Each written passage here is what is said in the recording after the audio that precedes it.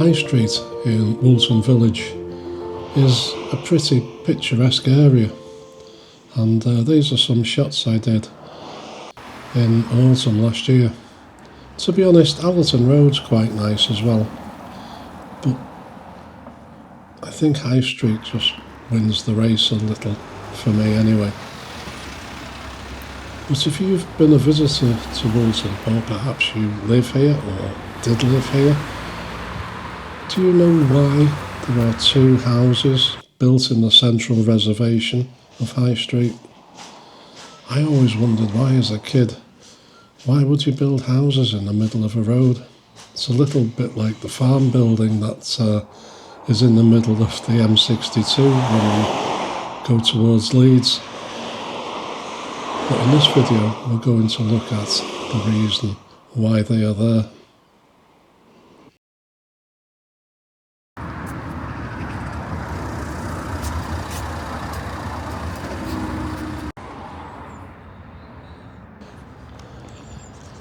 In the first video we looked at Woolton Hall, and then in the second video we went to see sort of Woolton Manor. So this video is going to be a little bit different.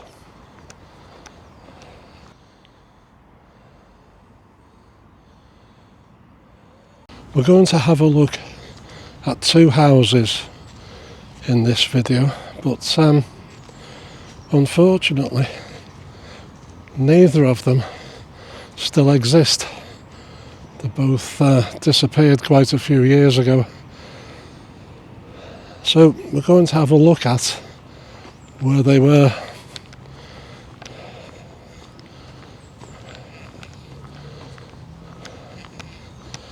Now the first one is called simply Woolton Wood Mansion,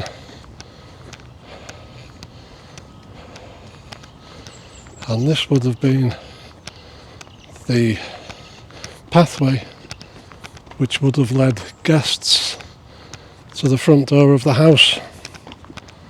Before we go any further in this video, I think I should lay out the lay of the land, just in case you don't know the area, or perhaps you didn't watch the first two videos, this one being the third one of three.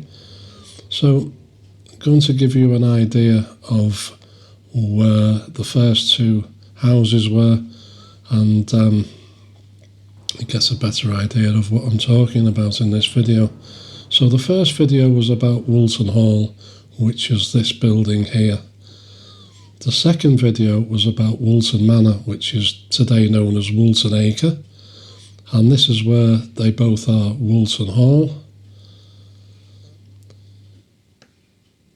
and Woolton Manor, and that's the relationship between them.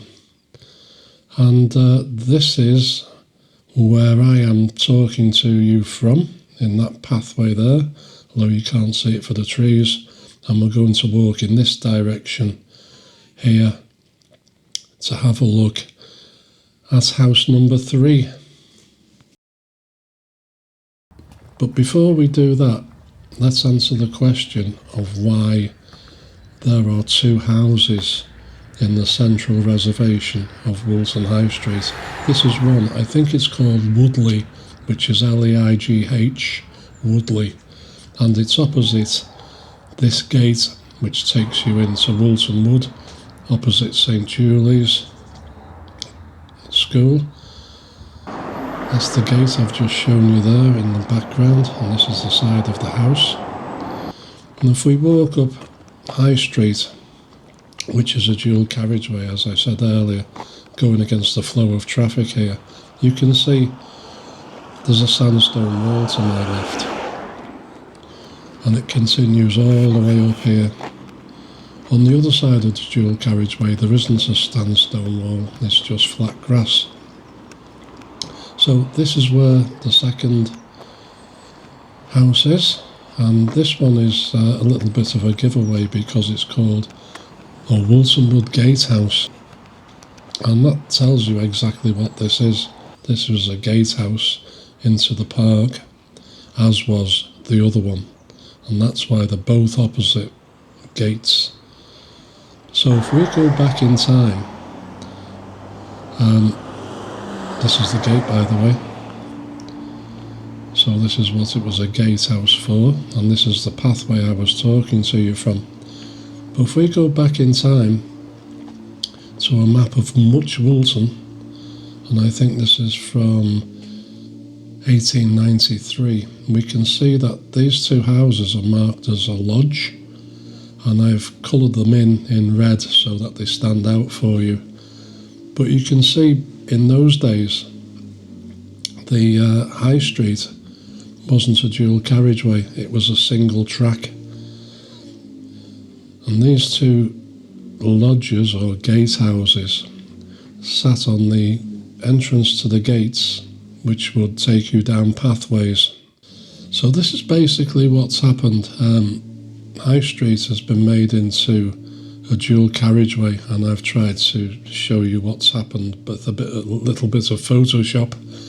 So I'm going to guess that this was done for public transport, maybe for trams or horse-drawn buses, so that they had an in and an out of Woolton.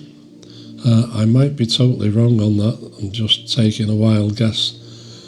But whatever's happened, or for whatever reason this did happen, it has taken a little chunk out of Woolton Wood. And that's why they sit in the middle of a dual carriageway, because originally when they were built, they were on the edge of the park. And I think the boundary of the park was on the high street that I walked along a couple of minutes ago, and the sandstone wall there would have been the boundary of the beginning of the park. Then these two houses would have sat opposite the two entrances. Now this isn't just a problem for Liverpool or for Woolton Wood. I believe this is happening all across the country. Because we've had so much rainfall in the last year, the soil can't keep the tree roots in place, and trees are falling over. There was one in Woolton that landed on a house, Grade 2 listed house. So I think local governments throughout the country are starting to cut trees down, ones that look like they're possibly going to fall over in a storm. It's a combination of wet ground and the high winds that we're having. Right then, a little bit of history. Woolton Wood formed part of the estate of Woolton Hall, which from 1772 was owned by the Ashton family. In the 1850s, ownership of the estate passed to William Shand. He had married one of Henry Ashton's daughters. A large house known as Woolton Wood had been built on the top of the hill in the 1820s, and by 1871 was the home of Liverpool-born Holbrook Gaskell, who was a prominent chemical manufacturer with alkali works, Gaskell, Deacon and Company. Holbrook Gaskell had been a keen orchard grower, his collection being described as one of the finest in the north of England. After his death at the age of 96 in 1909, his head gardener, Henry Corlett, remained at Woolton Wood and further developed the walled garden.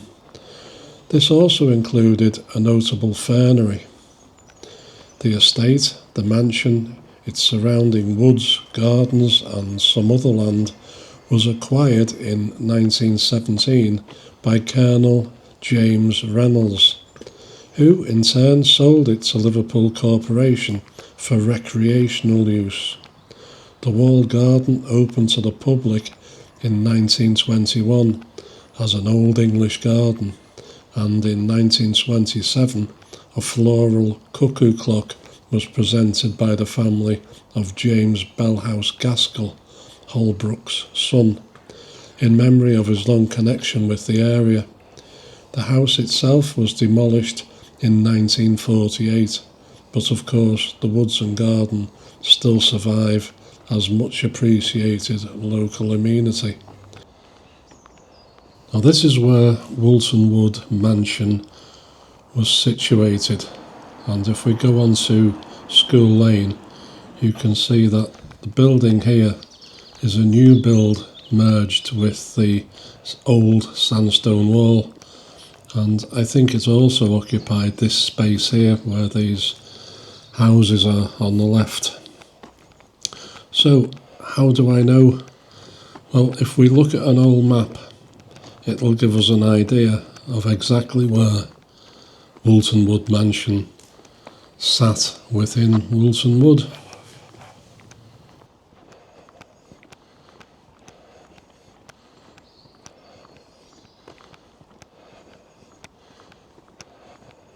Now, this is the same map that we looked at earlier, and I've overlaid it in Photoshop onto a modern map, and I've lined them up. That's School Lane there, where it joins Speak Road, so it's pretty accurate. It's not absolutely dead on, but it's good enough for what we need to do.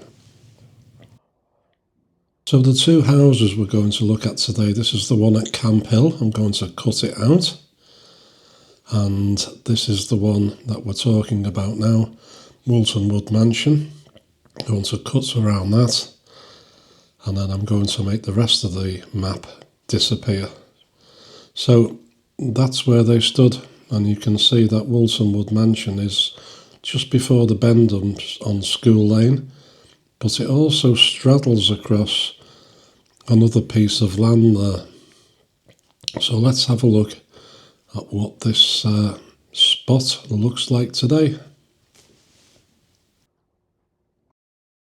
We're looking at the area to the right and the left of this gate. Back inside the park, this is the area that was to the left of the gate. I used to play football here as a kid, and in the distance there you would be able to see the Welsh Hills from this house. I believe it came out this far. If you look at the map, it straddles quite an area. And stretching on down to where that building was as we stood on School Lane, and sprawling down towards the walled garden. So quite an area. And this was here until 1948. Amazing. Right, let's have a walk down School Lane. Turning left out of the gate there and walking down School Lane. On the right here is Much Woolton School, which is now a nursery. So that's this here. Have a quick look back in a moment. And this is directly opposite what would have been an entrance to the walled garden. So that's looking back where we just walked from.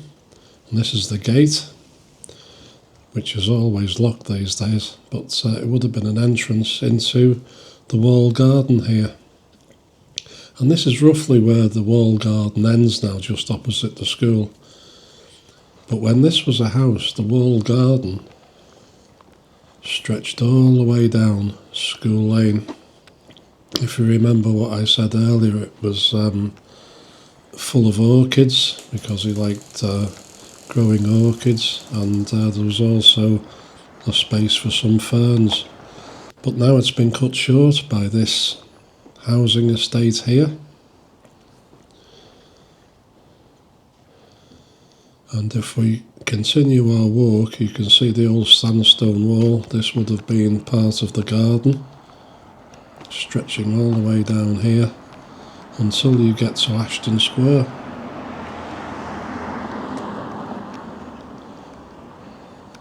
Which is here, and you can see the end of the wall there. That would have been the boundary wall for the garden. And this used to be called Pudding Lane back in the day.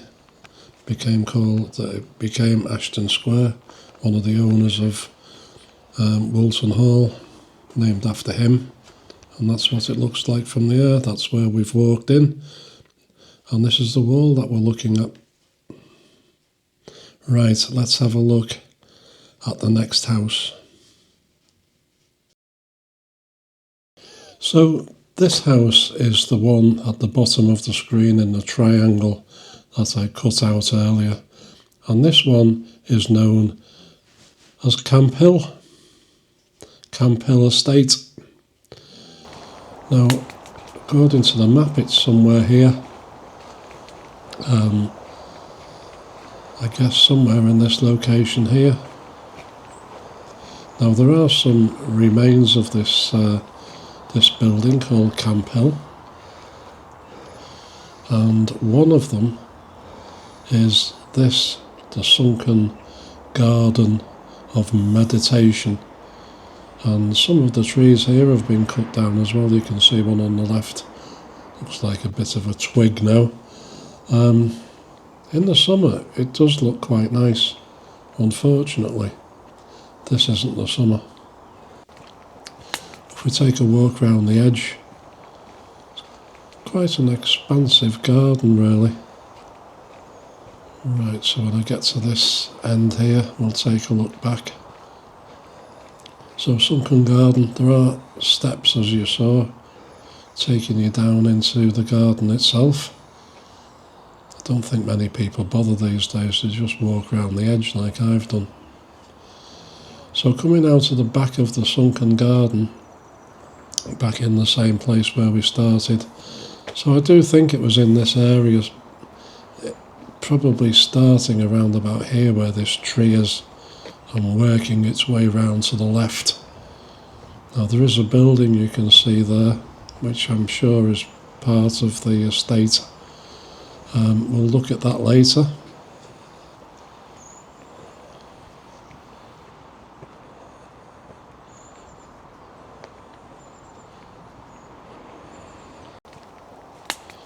So this pathway would take you towards the Woolton Wood estate, Woolton Wood mansion, and just in front of us here is a gateway. There's a wall on either side. So this is what's left of the wall. I think you can see there where the gates were attached to the wall. And the same on this side. So we're looking now towards the Camp Hill estate.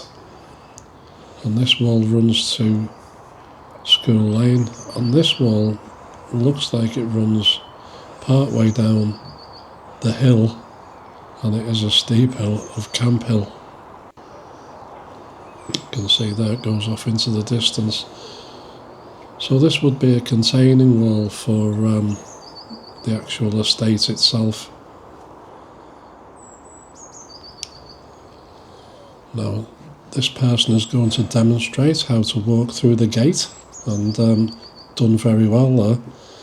So well, in fact, I think I might have a go myself.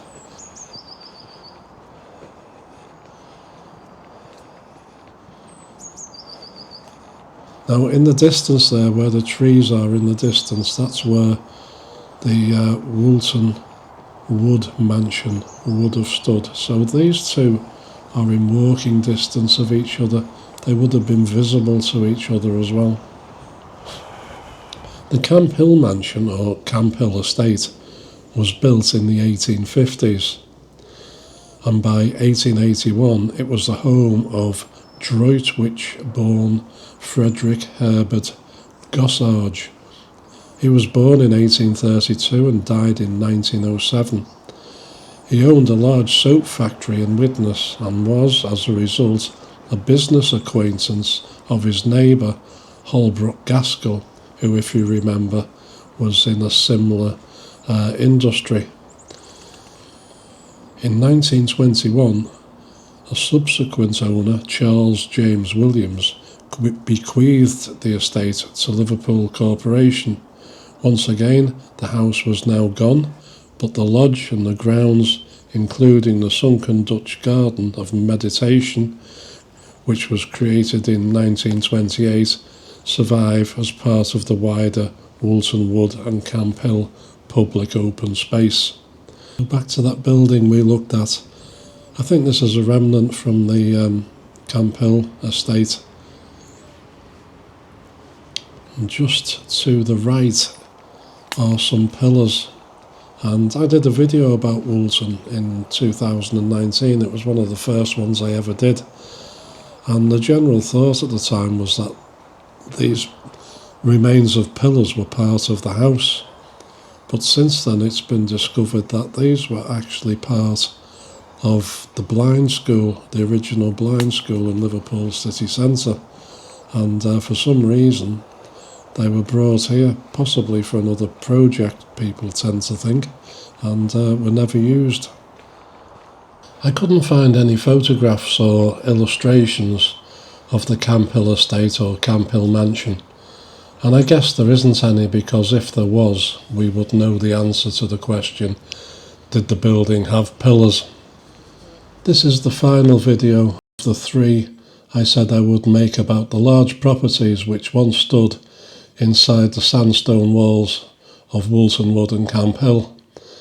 I just wanted to end with a shot of a plaque which is on the railings near the gate to Woolton Wood on High Street in Woolton Village, and it's the commemoration of it being given to Liverpool Council, which in turn enabled us to be able to walk around what was once a private area. Rightio, so thank you very much for watching, and we'll catch up soon.